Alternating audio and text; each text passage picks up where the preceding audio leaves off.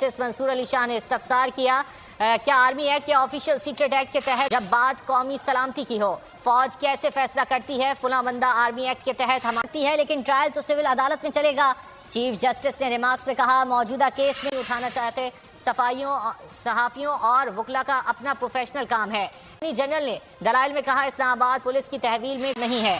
पेशावर में 4 लोग जेर हिरासत हैं। पंजाब में MPO के तहत 21 अफराद गिरफ्तार हैं। गड्डी कानून के तहत 141 अफराद गिरफ्तार हैं। सिंध में 172 अफराद, जुडिशल तहत अफराद गिरफ्तार हुए और 70 रिहा हुए। MPO के तहत 117 अफराद, 102 अफराद फौज की तहवील में है। फौज की तहवील में कोई खातून और कम उम्र नहीं है। कोई सहाफ़ी तहवील में नहीं है। मिलिट्री कोर्ट्स में ट्रायल के खिलाफ सुप्रीम कोर्ट में दरख्वास्तों की सही कर दी गई है।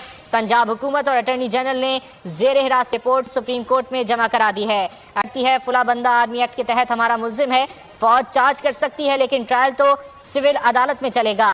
चीफ जस्टिस ने रिमार्क्स में कहा, मौजूदा केस में कोई और मामला नहीं उठाना चाहते।